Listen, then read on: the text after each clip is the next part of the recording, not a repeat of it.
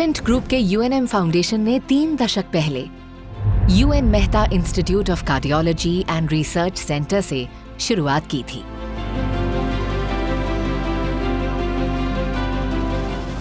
इन 30 वर्षों के सफर में फाउंडेशन ने स्वास्थ्य, शिक्षा, कला, संस्कृति और पर्यावरण जैसे महत्वपूर्ण क्षेत्रों में कार्यक्रम चलाए हैं, जिससे 2.5 करोड़ से भी अधिक लोगों के जीवन में सकारात्मक बदलाव आया है।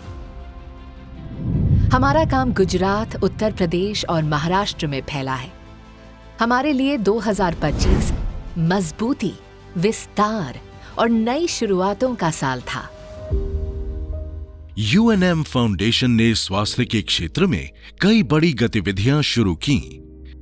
गांधीनगर के GMERS medical college civil hospital campus के भीतर UN Mehta cardiac facility 96 bed और ICU सुविधाओं से सुसज्जित एक state of the art satellite centre स्थापित किया गया। अहमदाबाद में स्थित UN Mehta institute of cardiology and research centre में पिछले 2.5 वर्षों में 50 से अधिक सफल हार्ट ट्रांसप्लांट किए गए, जिसमें से 20 को यूएनएम फाउंडेशन द्वारा प्रायोजित किया गया था। पिछले वर्ष के फाउंडर्स डे समारोह में हमने एक न्यूरो रिहैबिलिटेशन केंद्र स्थापित करने की घोषणा की थी। अब यूएनएम फाउंडेशन की अत्याधुनिक न्यूरो रिहैबिलिटेशन सुविधा संकलन सिंधु भवन रोड, अहमदाबाद में संचालित हो गई है। पूरे भारत में हजारों मरीज लंबे समय तक स्वास्थ्य संबंधी चुनौतियों का सामना करते हैं, क्योंकि पोस्ट ऑपरेटिव और पोस्ट डिस्चार्ज न्यूरो रिहैबिलिटेशन उपलब्ध नहीं है या अनदेखा किया जाता है, विशेषकर सामाजिक और आर्थिक रूप से पिछड़े वर्गों में। वंचित मरीज जो brain stroke, spinal cord injury, traumatic brain injury या उम्र से संबंधित न्यूरो डीजेनरेटिव स्थितियों जैसे पार्किंसंस या डिमेंशिया से उभर रहे हैं, अब गरिमा, सटीकता और देखभाल के साथ उपचार प्राप्त कर रहे हैं। Sankalan really is an assemblage of different disciplines who are all working in unison to provide good neuro rehabilitation for underprivileged people. Neuro rehabilitation that is compassionate, impactful and accessible. Our team at Sankalan consists of physiotherapists, physiatrists, neuropsychologists, speech therapists and occupational therapists. Last but not least, we also have patient facilitators who are assigned to each patient to take care of the needs of the not so disgruntled patient as well as the caregiver. We engage with caregivers who form a very important part of the therapy, because whatever we do here has to be also carried out at home, where the caregiver's primary responsibility is to continue with the kind of remediation that we have here, that we have initiated here. We acknowledge that each patient is really unique, and this uniqueness also interferes with the way that we will treat this patient. FNIR and EEG are relatively new techniques. Very few organizations have really brought it into the clinic. Sindhu Bhavan road unit भविष्य के लिए उत्प्रेरक के रूप में कार्य करेगी। इसके अलावा एक बड़ा केंद्र न्यू साइंस सिटी अहमदाबाद के पास 3.5 एकड़ की जमीन पर विकसित किया जा रहा है। जल्द ही बड़ौदा, सूरत और राजकोट में इसी तरह के केंद्र गुजरात भर में जरूरतमंद परिवारों तक संकलन की देखभाल का मॉडल पहुंचाएंगे। इस नई पहल के साथ साथ हमने अपनी पुरानी गतिविधियों को भी सशक्त किया है। क्वालिटी और प्रिसीजन के प्रति हमारी प्रतिबद्धता के तहत यूएनएम चिल्ड्रन हॉस्पिटल में अब CT scan, blood storage facility, neuro rehabilitation unit और माइक्रोबायोलॉजी लैब जैसी नई सुविधाएं उपलब्ध हैं। यूएनएम चिल्ड्रन हॉस्पिटल अब तक 2,25,000 से अधिक OPD विजिट्स दर्ज कर चुका है, जिनमें से अकेले वर्ष 2025 में 61,000 से ज्यादा बच्चों की ओपीडी विजिट्स हुई। अब तक की कुल 5,800 से अधिक सर्जरीज में से 1,900 से अधिक केवल 2025 में संपन्न हुई, जिनमें 16 अत्यंत जटिल ऑपरेशन शामिल थे। मेरा नाम नवीन कुमार रावत है। ये जब जन्म इसका हुआ था तभी इसकी बहुत सारे प्रॉब्लम पता चला। हम लोग ज़्यादा उतना कमाने वाले हैं नहीं, 10 से 15 हज़ार का नौकरी करते हैं। यहाँ तो पहले आए यूएनएम चिल्ड्रन हॉस्पिटल, सर बोले तो बहुत ज़्यादा इसमें प्रॉब्लम है, तो एक बार आप रिपोर्ट वगैरह कराइए। तो जब रिपोर्ट कराए तो पूरा पार्ट मतलब नीचे से ऊपर तक सब डबल पार्ट था। इसको हमारे टेक्निकल टर्म में हाइंगर डुप्लीकेशन बोलते हैं। जो नाभि के नीचे का सिस्टम है वो डुप्लीकेट हो जाता है। ये एक बहुत ही रेयर कंजेनिटल मालफॉर्मेशन है और people do not have much experience about this surgery. Then we searched thoroughly various literature, we talk to various people, और फिर बाद में हमने एक प्रॉपर यूएनएम की टीम बनाई जिसके कारण हम फिर ये सर्जरी को अंजाम दे सकें। Doctor Ramesh Babu had come from Chennai, वो चेन्नई से आए। तो पूरी टीम 25 से 27 लोग की टीम उस टाइम पर रही थी कि कहीं पे कोई डेफिशिएंसी ना आ जाए। वी मेड श्योर के सर्जरी प्रॉपर तरीके से हो। By the grace of God we were very successful. Operation निर्विघ्न रहा, एकदम कोई जात का प्रॉब्लम नहीं हुआ। बच्चा एकदम आराम से ऑपरेशन सस्टेन करके इजीली बाहर आ गया। हमारे सुजन मेडिकल कॉम्प्लेक्स में सुमंगल नाम से एक निशुल्क multi disciplinary day care clinic भी कार्यरत है, जिसमें वर्ष 2025 में 1,30,000 से ज्यादा ओपीडी विजिट्स हुई हैं। वर्ष 2025 में गुजरात के 11 paediatric centres UNM children PHCs में 2 लाख से अधिक ओपीडी विजिट्स हुई। 250 से ज्यादा गांवों में 20,000 से अधिक बच्चों को कुपोषण और अनीमिया के लिए स्क्रीन किया गया, जिनमें से करीब 8,000 बच्चों को कुपोषित और 3,000 को अनीमिक पाया गया। इन बच्चों का उपचार किया गया और सही डाइट के सुझाव दिए गए। समाज में न्यूरोलॉजिकल डिसऑर्डर्स के उपचार की बढ़ती आवश्यकता को देखते हुए न्यूरोलॉजिकल मरीजों का इलाज भी शुरू करेंगे और जरूरी केसेस को गंभीरता अनुसार सूरत में स्थित यूएनएम चिल्ड्रन हॉस्पिटल में रेफर किया जाएगा। गुजरात के अतिरिक्त पश्चिमी उत्तर प्रदेश में भी हमारे यूएनएम चिल्ड्रन पीएचसीज पिछले साल तेजी से विकसित हुए हैं।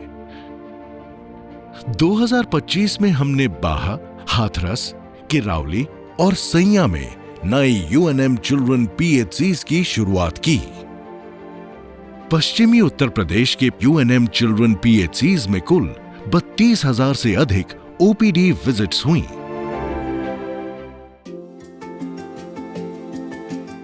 इसके साथ ही महाराष्ट्र के कई क्षेत्रों में भी बच्चों के कुपोषण और एनीमिया की स्क्रीनिंग कर उन्हें बेहतर और स्वस्थ जीवन की ओर अग्रसर किया गया है।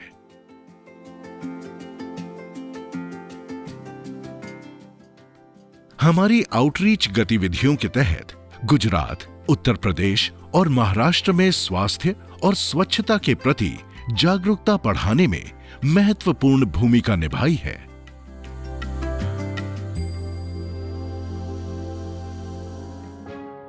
स्वास्थ्य के साथ साथ शिक्षा को भी हम समान रूप से महत्वपूर्ण मानते हैं। शिक्षा सेतु में हमने 80 गांवों के 30,000 बच्चों के साथ काम किया है ताकि वे 10वीं तक की पढ़ाई पूरी करें और स्कूल छोड़े नहीं। हमारा उद्देश्य इन गांवों को ड्रॉप आउट फ्री बनाना था। इसके अतिरिक्त हमने ये पाया कि अक्सर वंचित परिवारों के कई बच्चे, खासकर लड़कियां, अपनी पढ़ाई अधूरी छोड़ देती हैं। हमारा सेकेंड चांस कार्यक्रम ऐसे बच्चों के लिए बनाया गया है जो 4 से 5 साल के लंबे अंतराल के बाद भी वापस पढ़ाई में लौटकर 10वीं की परीक्षा पास कर सकते हैं। 250 बच्चे इस कार्यक्रम का लाभ ले रहे हैं। છોકરીઓ અત્યારે એક બધાથી મોટી હેતુ છે તે 10મું ભણાશે। પહેલાં 8મું ભણીને ઉતારી લીધી હતી। અમારે ઢોરને કામની કપાણ પડતી હતી એટલે આવા સીધું કરવું ને ઢોરાને નીંદ લાખવી કરતાં ભણવાનું બહુ સારું ભણે તો એનું જીવન સારું થાય.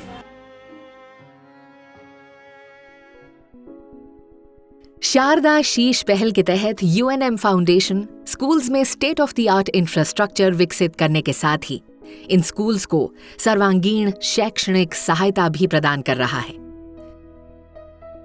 અહીંના જે બાળકો છે મોટે ભાગે આજુબાજુના સ્લમમાંથી આવે છે. ઘણા એવા બાળકો પણ અહીંથી આપણને મળેલા છે કે જેના માતા પિતા સામાન્ય વોચમેન હોય અને એવા બાળકોએ અહીંયા સારું પ્રભાવશાળી ભણતર મેળવી આજે TCS જેવી કંપનીમાં 17 લાખ સાથેના પેકેજ સાથે એ નોકરી કરી રહ્યા છે. वर्ष 2025 में महाराष्ट्र में स्कूल्स का रेनोवेशन किया गया और स्वच्छ पेयजल उपलब्ध कराया गया. सर्व मुलांना पाण्यासाठी शेजारी तलाव असला त्या तलावात हापसा राहायचा. हापस्याच्या ठिकाणी जाऊन त्यांना पाणी घ्यावं लागायचं. या गावात कोणाच्याही घरी आणि कोणत्याही संस्थेला अशा प्रकारचा प्लॅन्ट उपलब्ध नाही. तो फक्त शाळेत उपलब्ध आहे.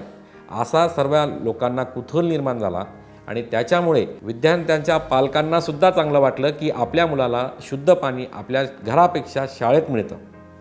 संध्याकाळी शाळा सुटल्यानंतरसुद्धा विद्यार्थी या ठिकाणाहून खरोखर पाण्याच्या बाटल्या भरून नेत असतात. करजत के सरकारी स्कूल्स में डिजिटल बोर्ड और स्पोर्ट्स किट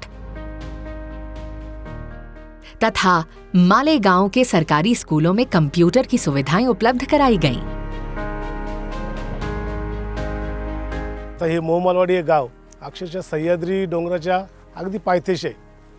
या ठिकाणी विजेची समस्या मुक्त करण्यासाठी सोलर पॅनल बसून सौर ऊर्जेचा इथं या ठिकाणी शाळेत वापर केला जातो.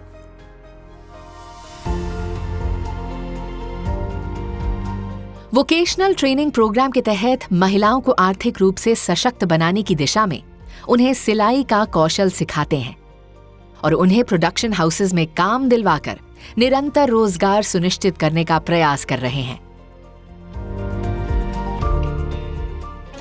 शिक्षा के साथ साथ जीवन का पूर्ण विकास तभी संभव है जब शारीरिक और बौद्धिक उन्नति के साथ मन की खुशी और अपनी संस्कृति से जुड़ाव भी हो.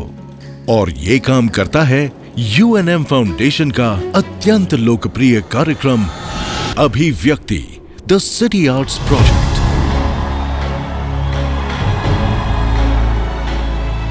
અમદાવાદ એ એવું શહેર છે જે કલા માટે તરસ્યું ભૂખ્યું એવું છે.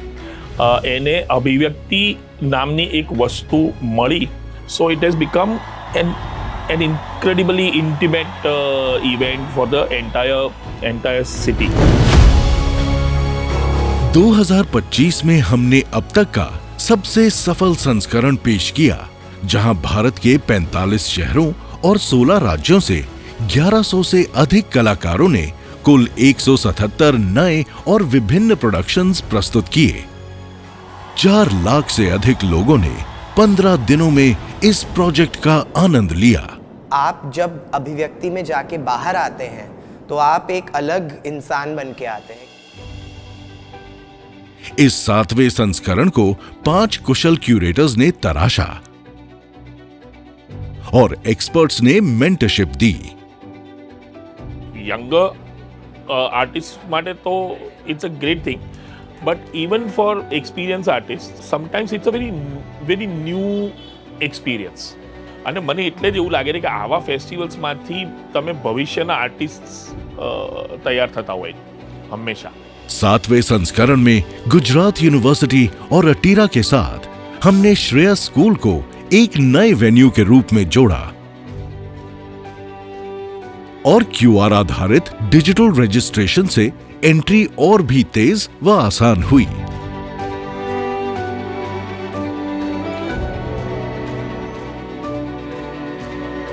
डांस, म्यूजिक, थिएटर और विजुअल आर्ट्स के साथ ही इस 7वें संस्करण में लिटरेचर को भी एक नए आर्ट फॉर्म के रूप में शामिल किया गया. It is the most important thing for platforms like Abhivyakti to exist, because not only are you giving young people and young artists a platform for creative expression, we are also giving them funding.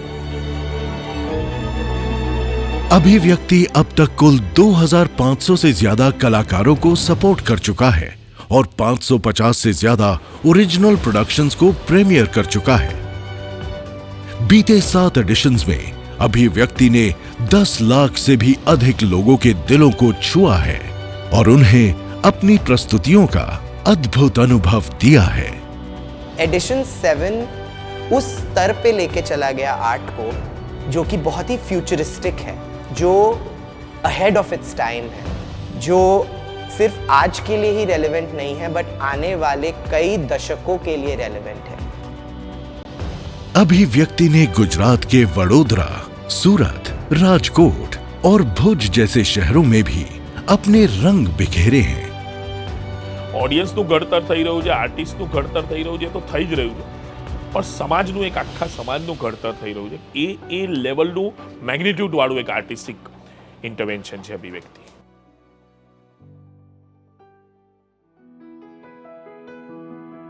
हमारा एक और मुख्य कार्य क्षेत्र है पर्यावरण। प्रतीति के तहत हम शहरों में खुली हरी भरी जगहों जैसे कि उद्यानों एवं बागीचों और सार्वजनिक स्थानों को नया जीवन दे रहे हैं ताकि हर नागरिक प्रकृति के और करीब आ सके।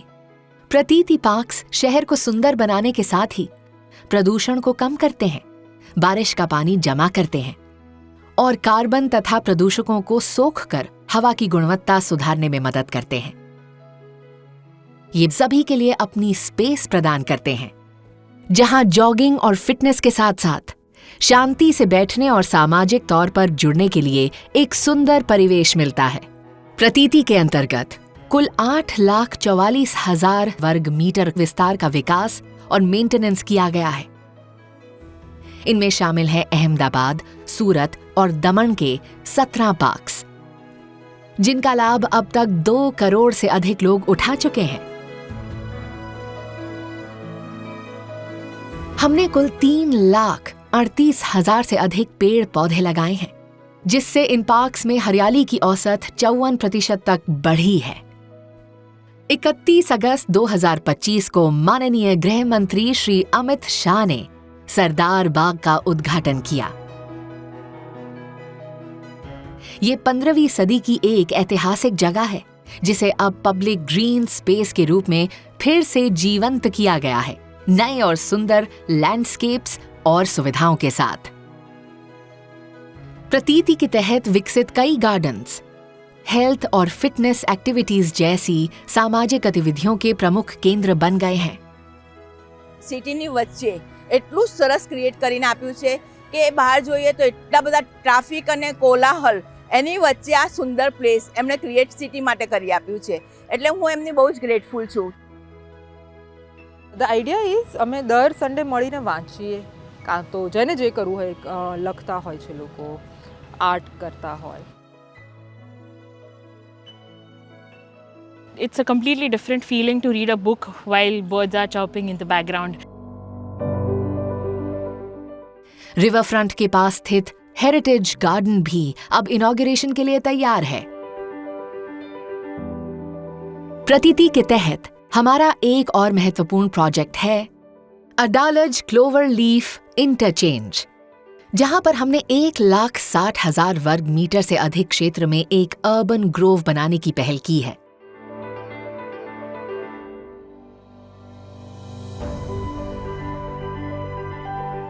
पाली ताना के शत्रुंजय पहाड़ियों के 40,000 वर्ग मीटर क्षेत्र में सघन वृक्षारोपण कर प्राकृतिक वन आवरण को बहाल किया है।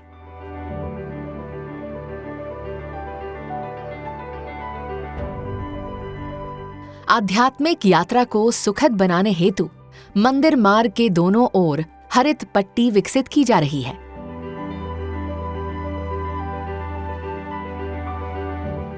हरित क्षेत्रों के अलावा हमने झोलापुर और केसरदी में झीलों को पुनर्स्थापित किया।